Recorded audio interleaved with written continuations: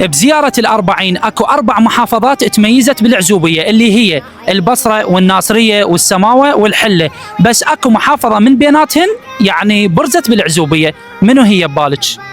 صراحة كل احترامي لكل المحافظات وكلهم مقصرين اللي أشوفه أني، لكن محافظة السماوة هي تميزت بالعزوبية، تميزت بكرمهم، يعني يسوون للزاير واهس ويخلونه يعني يرحبون به.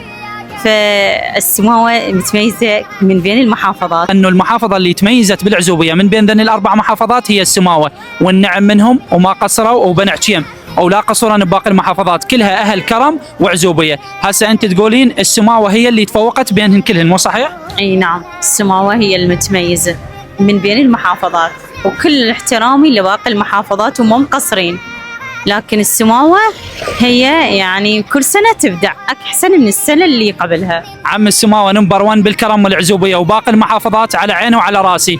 وبالأخير أقول يم السماوة وصيح عمان خطار، الفزعة تتلقاك حتى من الصغار. والسلام عليكم.